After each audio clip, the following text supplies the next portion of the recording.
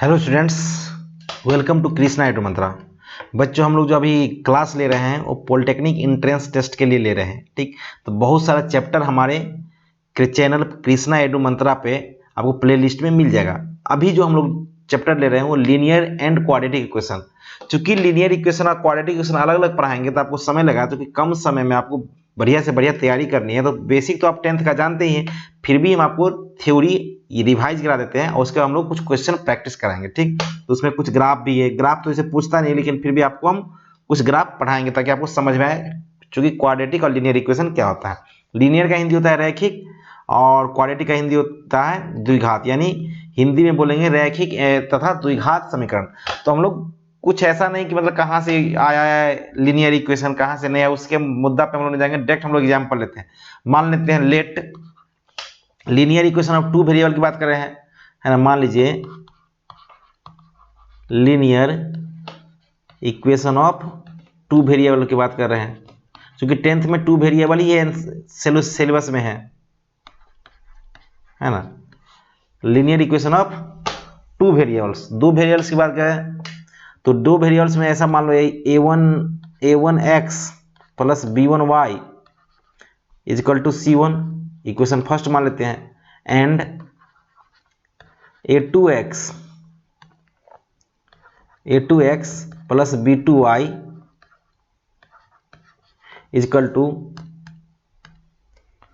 b2y equal to c2, equation second मान लेते हैं। कोई दिक्कत? इस दोनों इक्वेशन को सोल्व करने के लिए, इस दो इक्वेशन को सोल्व करने के लिए आपको 10th में पढ़े होंगे। सोल्व कैसे करते हैं इसके लिए तीन मेथड दिया हुआ। पहला मेथड है आपको क्या? पहला मेथड है सब्स्टिट्यूशन मेथड। सब्स्टिट्यूशन मेथड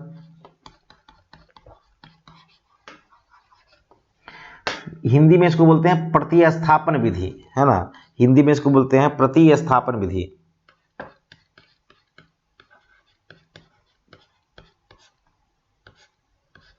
प्रतिस्थापन विधि, ठीक, हिंदी में बोलते हैं इसको प्रतिस्थापन विधि। दूसरा हम लोग जानते हैं elimination method.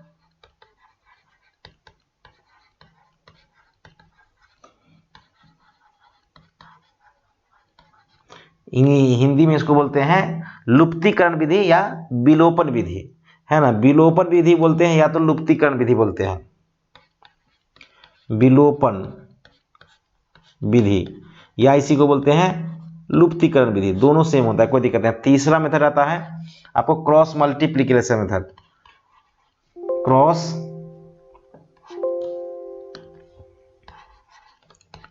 Multiplication method,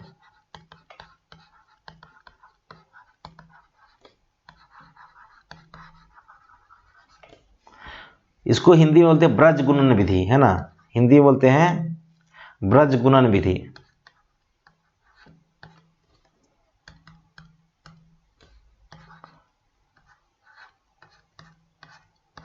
Braj गुणन विधि,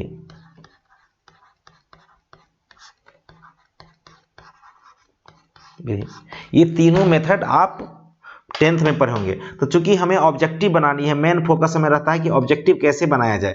तो ऑब्जेक्टिव बनाने के लिए आप कोशिश कीजिए कि एलिमिनेशन मेथड सबसे ज़्यादा बढ़िया से यूज करें। एलिमिनेशन मेथड यानी लुप्तीकरण विधि या विलोपन विधि सबसे बढ़िया से यूज होता है। तो बोले सर इसको सोल्व कैसे करते हैं, इसके लिए हम लोग एक एग्जाम्पल लेते हैं ताकि आपको समझ में आए। ये हम लोग किसके लिए देख रहे हैं? Linear equation of two variables, यानी दो चर वाले एक घातीय समीकरण। इसको हिंदी में बोलते हैं दो चर वाले एक घातीय समीकरण। एक क्वेश्चन लेके देखते हैं, उस क्वेश्चन को हम लोग सोल्व कैसे करते हैं जरा देखते हैं। मान लेते हैं क्वेश्चन है ना। सोल्व का मतलब होता है जो वैल्यू है उसकी वैल्यू निकालो, जो एक्स एंड वाई की वैल्यू निकाले। Find the value of x and y, ऐसे आपको क्वेश्चन में दिया रहता है। ठीक, मान लेते हैं इस टाइप का क्वेश्चन आपको रहता है कि एक्स की वैल्यू निकाले। तो कैसे निकालेंगे, इस टाइप का क्वेश्चन हम आपको दिखाते हैं। सोल्व मतलब जो वैल्यू है वो निकाले। ठीक, तो वैल्यू निकालने के लिए आपको क्वेश्चन लेते हैं x plus y is equal to मान लेते हैं 3, और मान लेते हैं x minus y is equal to कितना 5 मान लेते हैं, कोई दिक्कत। अब इस टाइप के इक्वेशन को सोल्व करते हैं। तो इस क्वेश्चन को मानते हैं फर्स्ट, इस इक्वेशन को मानते हैं सेकेंड। यूज कर रहे हैं using elimination method. Elimination method, elimination method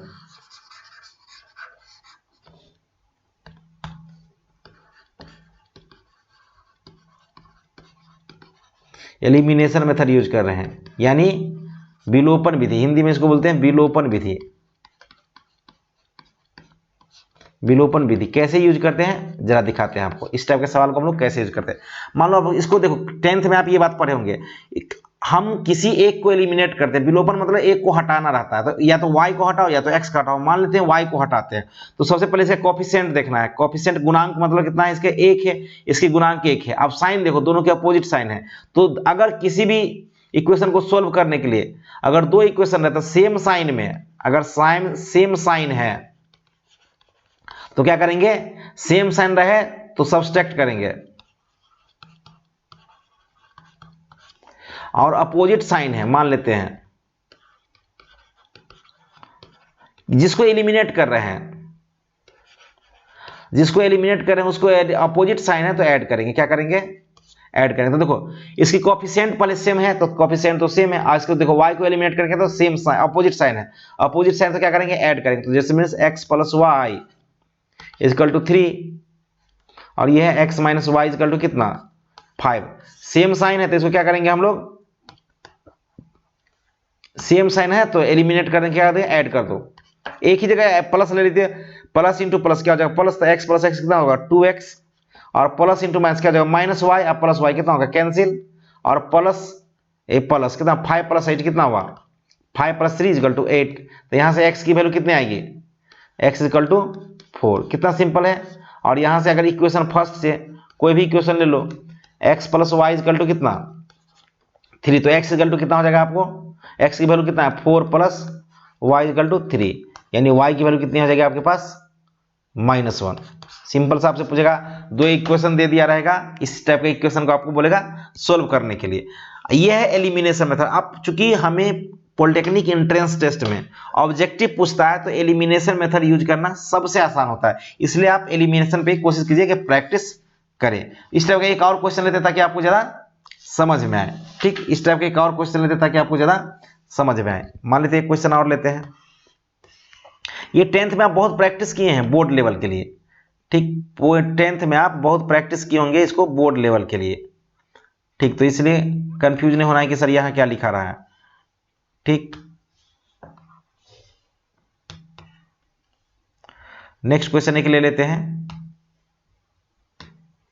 ठीक, एक क्वेश्चन और लीजिए। मान लीजिए क्वेश्चन अगर सोल्व करना है, सोल्व मतलब जो इक्वेशन है उसको वैल्यू आप निकालिए। तो वैल्यू निकालें तो मान लेते हैं एग्जांपल तौर पे एक और क्वेश्चन लेते हैं, 2x minus y equal to 3 ले लो, और ये 4x plus Y equal to minus ही ले लो, क्या दिक्कत है, माइनस वाई इक्वल टू 5 ले। इसको सोल्व करो। अब इसको फर्स्ट, इसको सेकेंड, हम क्या बोले सेम साइन देखना। आप किसको एलिमिनेट करना चाहते हो, आप मान लेते कोफिशिएंट y का सेम है तो y को एलिमिनेट करो। आपकी इच्छा है तो x को भी एलिमिनेट कर सकते हो, कोई दिक्कत नहीं है। आप देखो, तुम कहोगे सर हम x को एलिमिनेट करके देखते हैं, तो बिल्कुल कुछ नहीं करो। इस इक्वेशन में क्या करो, इक्वेशन फर्स्ट में आप क्या करो, इक्वेशन फर्स्ट में 2 से मल्टीप्लाई करो, तो इसके कोफिशिएंट सेम हो जाएगा 4 हो जाएगा। और क्या करो, चूंकि सेम साइन है तो क्या करेंगे माइनस इक्वेशन सेकेंड, कोई दिक्कत नहीं है। अब देखो 2 से मल्टीप्लाई करेंगे कितना हो जाएगा 4x minus 2y equal to 6, और ये कितना दिया हुआ 4x minus y equal to कितना 5। अब चूंकि सेम साइन है इसलिए क्या करेंगे माइनस, तो माइनस 4x की कोफिशिएंट क्या प्लस, तो प्लस इंटू माइनस क्या हो जाएगा माइनस, ये कैंसिल हो जाएगा, माइनस इंटू माइनस ये प्लस वाई हो जाएगा, और 2y में से प्लस वाई गया तो कितना माइनस वाई इक्वल टू ये माइनस इंटू प्लस कितना हो जाएगा -5 प्लस 5 कितना होगा 1। यहाँ से यानी यहाँ y की वैल्यू यहाँ से क्या हो जाएगी y इक्वल टू -1, पहला वैल्यू आ गया। अगर y की वैल्यू होती है इक्वेशन फर्स्ट से x निकाल लो, क्या हो जाएगा आपको 2x minus y equal to 3, 2x अब माइनस इंटू माइनस, ये -1 है तो माइनस में क्या हो जाएगा +1 इक्वल टू कितना 3, तो 2x इक्वल टू कितना 2, तो x इक्वल टू कितना हो जाएगा आपको 2 डिवाइड कर दो 2। तो कितना आसान आंसर, x की वैल्यू 1 और y की वैल्यू -1। इसको बोलते हैं हम लोग एलिमिनेशन मेथड। ठीक, तो चूंकि हम लोग आपको ऑब्जेक्टिव बेस के लिए पढ़ा रहे हैं तो आपको क्रॉस मल्टीप्लिकेशन मेथड और सब्स्टिट्यूशन मेथड नहीं बताते हैं, चूंकि आप आते होगा भी होगा, चूंकि 10th में आप पढ़े हैं तो आपको आता होगा। एलिमिनेशन मेथड आपको ऑलवेज यूज करना है। ये था तो क्या क्वाड्रेटिक लीनियर इक्वेशन, इसमें 3 केस होता है। अब इसकी कॉन्सेप्ट की बात करते हैं। मान लेते हैं अगर आपके पास है ना, मान लेते हैं, नोट करके लिख लो, आपको कंडीशन है ना, नोट करिए क्या कंडीशन होता है। मान लेते हैं अगर लेट है ना a1x plus b1y is equal to c1 हो, अगर a2x plus b2y equal to अगर c2 हो, तो इसमें दो केस होगा। तो मान लेते केस फर्स्ट में, कंडीशन फर्स्ट में, अगर a1 upon a2 note equal to अगर b1 अपॉन b2 है, तो इसको जो एक लाइन है, इस लाइन का ग्राफ कैसा होता है। मान लो इस लाइन का ग्राफ ऐसा होगा, किसी लाइन का ग्राफ यही ना होता है, ये इसका ग्राफ हो गया, ये इस लाइन का ग्राफ ये है। मान लेते हैं ये लाइन है, कोई दो लाइन है, सोचो। तो अगर कोई दो लाइन है तो इसका ग्राफ, किसी भी लाइन का ग्राफ कैसा होता है। अगर मान लेते हैं कोई ax plus B Y is equal to C है, तो इस लाइन का ग्राफ कैसा दिखेगा आपको, स्ट्रेट लाइन। कैसा ग्राफ दिखेगा, स्ट्रेट लाइन, मतलब एक रेखीय दिखेगा, एक रेखीय दिखेगा। ठीक, तो स्ट्रेट लाइन ग्राफ दिखेगा। स्ट्रेट लाइन मतलब सीधी रेखा, आप सिंपल सी बोलते हो सीधी रेखा, सीधी रेखा दिखेगा। नहीं, ये भी देख सकते हो, अगर सीधी रेखा दिखेगा तो अगर मान लेते हैं ये कंडीशन दिखता है a1 upon a2 equal not equal to b1 upon b2 होता है, इसको बोलते हैं यूनिक सॉल्यूशन। इसको क्या बोलते हैं इंग्लिश में, यूनिक सॉल्यूशन। ठीक, यूनिक सॉल्यूशन की बात कर रहे हैं हम लोग। ठीक, इसको क्या करेंगे, यूनिक सॉल्यूशन। इसमें क्या आपको दिखेगा, अगर a1 upon a2 equal not equal to, अगर equal to b1 upon not equal to b1 upon b2 हो जाए, तो इसका सॉल्यूशन क्या होता है, आपको एक यूनिक सॉल्यूशन आता है। यूनिक सॉल्यूशन, यूनिक मतलब x की एक वैल्यू देगा और y की एक वैल्यू देगा। इसको हिंदी में बोलते हैं अद्वितीय हल, एक द्वितीय, एक अद्वितीय है ना, अद्वितीय हल बोलते हैं। अद्वितीय हल होगा, कैसा होगा, अद्वितीय हल होगा। ठीक, पहला केस अगर a1 upon a2 not equal to अगर b1 अपॉन b2 हो जाए, तो हल क्या होगा, अद्वितीय। ग्राफ कैसा होगा, कट करेगा, जैसे जैसे एक स्ट्रेट लाइन ये स्ट्रेट लाइन ऐसे है, और ये आपको यूनिक देगा, यहां से x और y की वैल्यू देगा, नहीं एक बार x और y पे कट करेगा, ये कंडीशन होता है। मान लेते दूसरा केस क्या होगा, दूसरा अगर मान लेते हैं a1 upon a2 equal to b1 upon b2 हो जाए, but not equal to c1 upon c2 हो जाए। ठीक, अगर ऐसा होगा तो नो सॉल्यूशन होगा, क्या होगा, no solution. No solution, no solution मतलब कोई हल नहीं होगा। नो सॉल्यूशन मतलब कोई हल नहीं होगा, कोई हल नहीं होगा, यानी x और y का कोई वैल्यू नहीं आएगा। तो इसका ग्राफ कैसा होगा, नो सॉल्यूशन मतलब जैसे दोनों का लाइन ग्राफ कैसा होगा, ये क्या होगा, यूनिक सॉल्यूशन मतलब एक दूसरे पे कट करेगा। इसका ग्राफ कैसा होगा, पैरेलल होगा। कैसा होगा ग्राफ, दो लाइन पैरेलल होगा, यानी कभी भी कोई सॉल्यूशन नहीं होगा। इसका ग्राफ कैसा होगा, पैरेलल लाइन, ग्राफ आपको दिखेगा पैरेलल। ठीक, तीसरा मान लेते हैं, अगर इसी का तीसरा केस क्या हो जाएगा, अगर मान लेते हैं, ठीक, तीसरा मान लेते हैं अगर a1 अपॉन a2 हो जाए equal to b1 upon b2 हो जाए, अगर equal to c1 upon c2 हो जाए, तो इसके वैल्यू क्या होगा, इसमें इनफिनाइट सॉल्यूशन होगा। कितना होगा, इनफिनाइट सॉल्यूशन।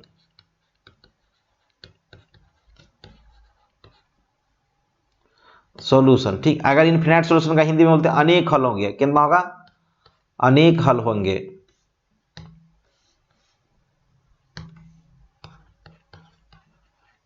अनेक हल यानी एक से अधिक होगा, अनेक हल होंगे। ठीक, अगर ये केस होता है, बोलिए सर इसका ग्राफ कैसा होगा, ग्राफ जो होगा इसका एक लाइन पे दूसरा लाइन हो जाएगा। मान लो एक कोई लाइन है, ये इसमें मान लो एक कोई लाइन है। ठीक,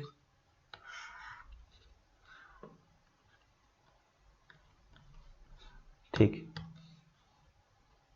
थोड़ा कलर बदल देते हैं। मान लीजिए कोई लाइन है,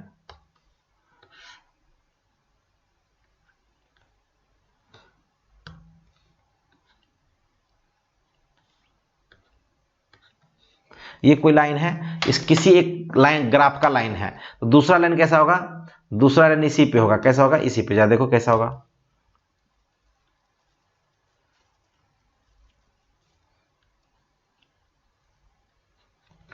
दूसरा लाइन भी इसी पे होगा, तो इसका हल कितना होगा, अनेक।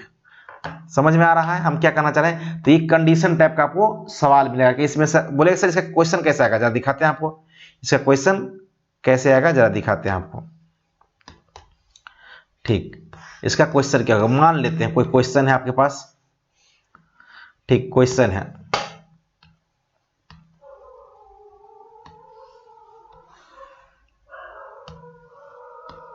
ठीक, मान लीजिए कोई क्वेश्चन है ना, कि मान लेते हैं अगर 2x plus y is equal to 3 हो जाए, अगर 4x plus 2y is equal to कितना हो जाएगा, 4x plus 2y is equal to कितना हो जाएगा, अगर मान लीजिए 6 हो जाएगा। तो देखो इसके पास वैल्यू क्या है, इसमें a1 कितना है, यहाँ पे आप गौर करो, इसके सोल्यूशन पूछेगा, कैसा कंडीशन सोल्यूशन कैसा होगा। अगर सोल्यूशन कैसा होगा तो मान लेते हैं ये a1 है, ये a2 है, इसकी कोफिशिएंट सॉरी a1, ये b1 हो गया और ये c1 हो गया, कोई दिक्कत, ये हो गया a2, ये हो गया b2 और ये हो गया c2। तो इमेजिन करो कैसा दिखेगा आपको वैल्यू, कैसा दिख रहा है, देखो a1 अपॉन a2 कितना आ रहा है, a1 upon a2 that means 2 upon 4 कितना हो रहा है, 1/2। b1 अपॉन b2 कितना आ रहा है, b1 अपॉन b2 कितना आ रहा है, 1 अपॉन 2 दैट, ठीक है ना, 1 अपॉन 2, और c1 upon c2, c1 upon c2 and c1 का 3 अपॉन 6, यहाँ 3 2 जा 6 दैट मीन्स 1/2, ये भी 2 2 जा 4 होता है इसलिए 1/2 दैट मीन्स सिंस है ना a1 upon a2 equal to b1 upon b2 equal to अगर c1 अपॉन c2 है, अगर तीनों इक्वल हो गया, तीनों का इक्वल का केस क्या था, जरा देखो इक्वल का केस क्या था, अगर तीनों इक्वल हो जाए a1 upon a2 equal to b1 upon b2 equal to c1 upon c2 हो जाए, तो इसकी वैल्यू क्या होती है, इसकी वैल्यू क्या होगा, अनेक हल हो गए। देखो यहाँ a1 upon a2 equal to b1 upon b2 equal to c1 upon c2 हो जाए तो इनफिनाइट सोल्यूशन यानी अनेक हल होगा, इसका मतलब क्या होगा, इसका अनेक हल होगा, कितना होगा, यही सवाल ना है आपके लिए, देखो यही सवाल था आपके लिए, यही है, तो इसका सोल्यूशन क्या होगा, आंसर क्या होगा इसका, इसका आंसर क्या होगा, अनेक हल होंगे, अनेक हल होंगे यानी इनफिनाइट सॉल्यूशन होगा, इनफिनाइट सॉल्यूशन होगा। ये इसी दो कैटेगरी से आपको लीनियर इक्वेशन का सवाल आएगा, इसी दो कैटेगरी से लीनियर इक्वेशन का सवाल आएगा। अब हम लोग चलते हैं क्वाड्रेटिक, बोले सर आप इतना ही है, बिल्कुल इसी टाइप का क्वेश्चन आएगा आपको नेक्स्ट में। ठीक, हम लोग अब नेक्स्ट चलते हैं क्वाड्रेटिक इक्वेशन क्या होता है, जरा उसको देखते हैं। ठीक, मान लेते हैं क्वाड्रेटिक की बात।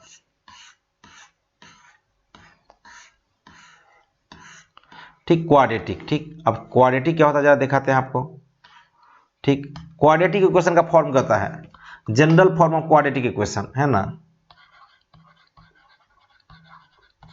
General form of quadratic equation, quadratic equation है ना, इक्वेशन मतलब इसका क्वाड्रेटिक इक्वेशन मतलब द्विघात समीकरण, इसका हिंदी क्या होता है, द्विघात समीकरण। द्विघात समीकरण को शॉर्ट में ऐसे ही लिखेंगे, कोई दिक्कत, समीकरण। इसका जनरल फॉर्म जो होता है A X square, let A X square plus B X plus C equal to 0 है ना, वेयर जहां है ना ए बराबर नहीं होना चाहिए 0, कभी नहीं होना चाहिए, बाकी 0 हो सकता है बट ए बराबर नहीं हो सकता, इसको बोलते हैं क्वाड्रेटिक इक्वेशन। इस क्वाड्रेटिक इक्वेशन का ग्राफ कैसा होता है, इसका जो ग्राफ होता है पैराबोलिक होता है, पैराबोलिक। ठीक, इसका ग्राफ पैराबोलिक होता है, कोई दिक्कत। इसका रूट्स कितना देगा, रूट्स मतलब जीरोज की बात कर रहे हैं, number of roots, number of roots कितना देगा, 2 मैक्सिमम है ना, मैक्सिमम कितना देगा, अधिकतम 2 देगा। तो सर नहीं भी हो सकता है, बिल्कुल नहीं भी हो सकता है, 1 भी हो सकता है, 0 भी हो सकता है, ये मैक्सिमम देगा, नंबर ऑफ रूट्स। इसका ग्राफ हो गया, ठीक, नंबर ऑफ रूट्स हो गया, और ये 0 नहीं होना चाहिए, तो ये क्वाड्रेटिक इक्वेशन। अगर इसका क्वाड्रेटिक इक्वेशन है तो सर अगर ये क्वाड्रेटिक इक्वेशन है, इसका और क्या क्या पढ़ना है, इसका ग्राफ होता है पैराबोलिक, और नंबर ऑफ रूट्स क्या होता है, ये होता है। ठीक, तो बोले सर नंबर ऑफ रूट्स की बात कर रहे हैं तो आप इससे रूट्स निकालते कैसे हैं।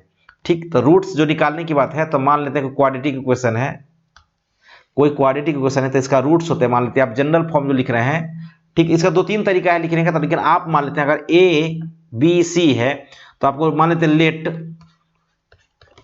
लेट, है ना, alpha and beta are two roots, alpha and beta are two roots, है ना,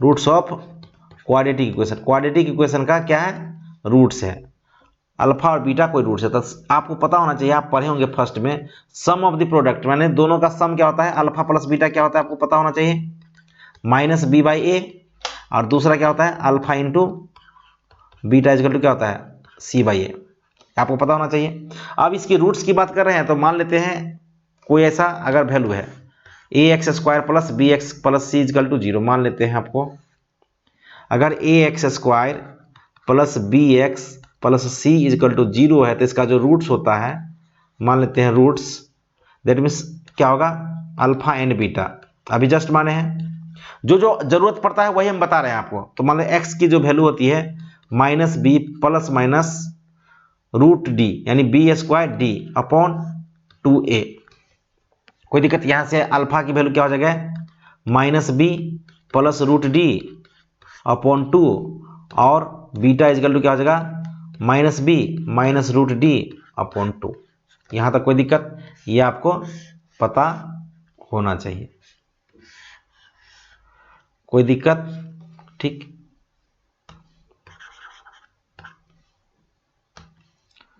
अल्फा माइनस बीटा, तो बोले सर ये रूट्स है, बिल्कुल अल्फा प्लस बीटा को जोड़िएगा तो वही माइनस बी बाई ए होगा। यहाँ पे वेयर डी डी क्या है, where D is a b square minus 4ac, जिसको हम लोग बोलते हैं डिस्क्रिमिनांट्स, डिस्क्रिमिनांट्स की बात कर रहे हैं। तो डी पे क्या होगा, डी पे आपको कंडीशन बन जाएगा, कैसा कंडीशन बन जाएगा, मान लेते हैं अगर फर्स्ट में डी ग्रेटर देन जीरो हो जाए तो रूट्स क्या होगा, रियल होगा, roots are real, real and equal, equal Hindi में इसको क्या बोलते हैं, दोनों मूल जो होगा, दोनों मूल वास्तविक होगा,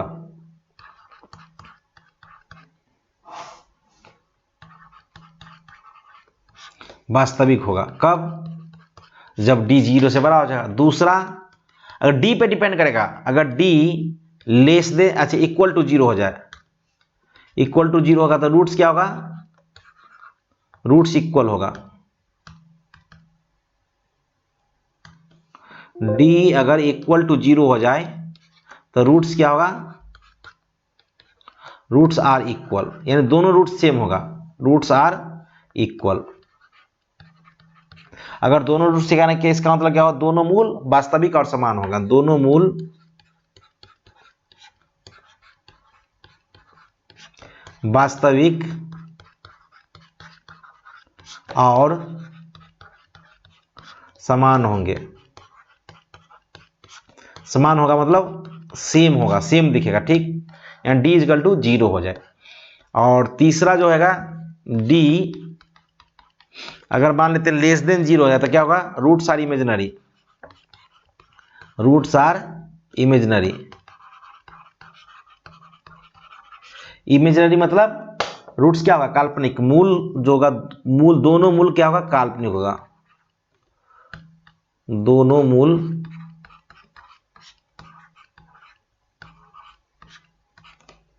काल्पनिक होगा,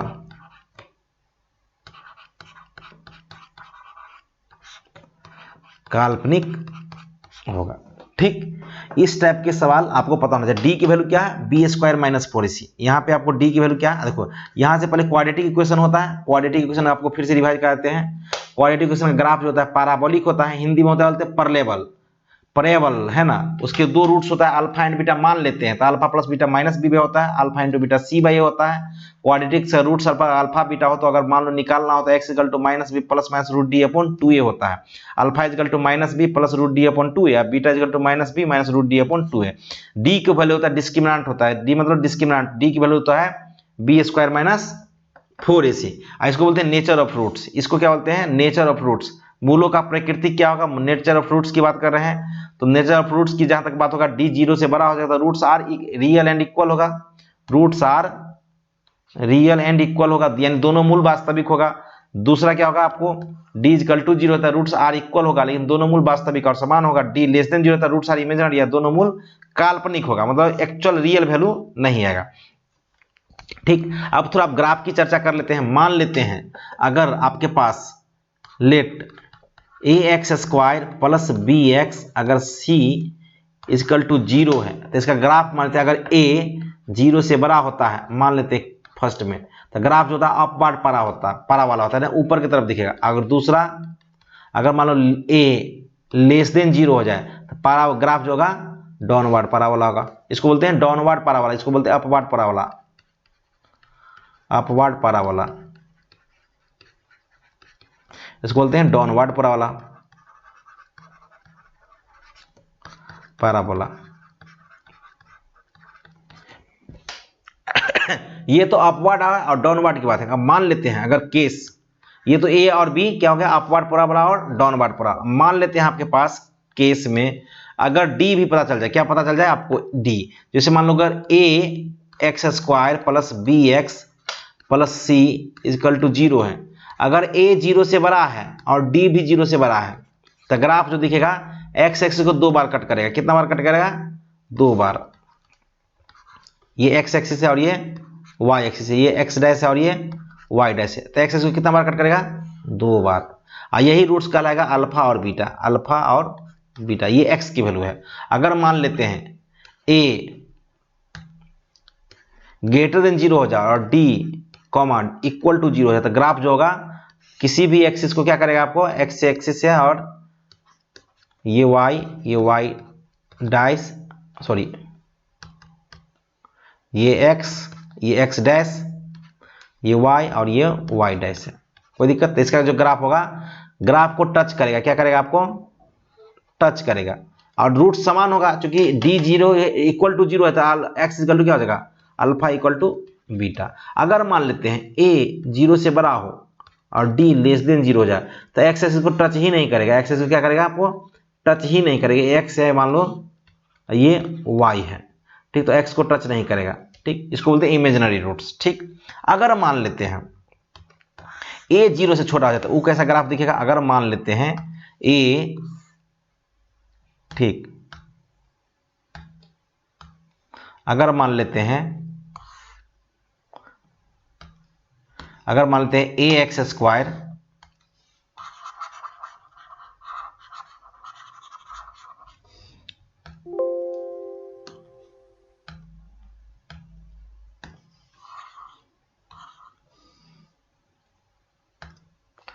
ए X square plus B X plus C equal to 0, अगर मान लेते ए लेस देन 0 हो जाए और डी ग्रेटर देन 0 हो जाए तो ग्राफ जो होगा आपको क्या दिखेगा, डाउनवर्ड पैराबोला दिखेगा, डाउनवर्ड पर, लेकिन एक्स एक्सिस को कितना बार कट करेगा, 2 बार। ये बोलते हैं एक्स, ये वाई, यानी ये इक्वल टू हो जाएगा अल्फा और ये हो जाएगा आपको बीटा। सिमिलरली मान लेते हैं अगर ए लेस देन 0 हो जाए और डी इक्वल टू 0 है तो ग्राफ कैसा होगा, डाउनवर्ड पैराबोला तो दिखेगा, ये एक्स वाई और ये एक्स है, ये ओरिजिन है, तो लेकिन टच करेगा, ग्राफ को क्या करेगा, आपको टच करेगा। ये दो वैल्यू समान हो जाएगा, x equal to alpha equal to beta हो जाएगा। अगर मान लेते हैं अगर ए लेस देन 0 हो जाए, डी लेस देन 0 है तो ग्राफ क्या होगा, एक्स एक्सिस को टच ही नहीं करेगा, क्या होगा, एक्स और ये वाई एक्सिस को टच नहीं करेगा। ये बोलते हैं इमेजिनरी रूट्स। ठीक, अगर कोई भी ग्राफ है, ठीक, किसी भी, इतना आपको कोई भी टाइप को कोई दिक्कत नहीं होगा। अगर मान लेते किसी नोट करके लिख लो, नोट करके है ना, नोट करके किसी ग्राफ का मान लेते हैं लेट अगर A X square plus B X plus C equal to 0 है तो मान लेते हैं अल्फा इजकल टू अगर ए प्लस रूट बी हो जाए, मान लेते हैं एक रूट्स इरेशनल नंबर है, देन दूसरा मूल जो होगा सेकेंड रूट्स होगा बीटा जो होगा ऑलरेडी ए माइनस रूट बी हो जाएगा। ये आपको याद रखना पड़ेगा नोट में। ठीक, पहला ये नोट में आपको याद रखना पड़ेगा। नेक्स्ट हम लोग चलते हैं। ठीक, मान लेते हैं अगर रूट्स आर गिवन, मान लो रूट्स आर किसी भी दिया हुआ, रूट्स आर गिवन, रूट्स दिया हुआ है किसी क्वाड्रेटिक इक्वेशन के, मान लेते हैं रूट्स क्या है, अल्फा एंड बीटा, ठीक। देन जो क्वाड्रेटिक इक्वेशन होगा, देन दी, है ना, क्वाड्रेटिक इक्वेशन इज, जो नया क्वाड्रेटिक इक्वेशन होगा कैसा होगा, x square minus alpha plus beta into x plus alpha into beta is equal to zero, ये आपको याद रखना पड़ेगा। ठीक, अगर कोई क्वाड्रेटिक इक्वेशन का रूट्स दिया रहे, किसी भी क्वाड्रेटिक इक्वेशन का रूट्स दिया रहे, रूट्स आर गिवन, माने रूट्स अगर दिया रहे alpha and beta, then quadratic equation जो होगा x square minus alpha plus beta into x plus alpha into beta is equal to zero. ठीक, ये जो होता है आपको क्वाड्रेटिक का लीनियर इक्वेशन का जितना भी थ्योरी था इससे बाहर आपको नहीं पूछेगा। और कुछ अलजेब्रिक रूट्स जो होता है, अलजेब्रिक फार्मूला जो होता है आपको पढ़ा चुके हैं, इससे आप अगर आप क्वाड्रेटिक इक्वेशन में अलजेब्रिक फार्मूला होता है, जैसे ए प्लस बी का whole square, A minus B का whole square, A cube minus B cube, A plus B cube whole cube, इस टाइप का जितना भी फार्मूला है ये आपको हम बता चुके हैं। ए क्यू माइनस बी क्यू का, ए माइनस ए क्यू प्लस बी क्यू का, है ना, ए प्लस बी का होल क्यू और ए माइनस बी का होल क्यू, ईटीसी, इस टाइप का जितना भी फार्मूला है हमारा, आप प्ले लिस्ट में जाके अलजेब्रिक एक्सप्रेशन है, अलजेब्रिक फार्मूला जाके चैप्टर को देखिए, अलजेब्रिक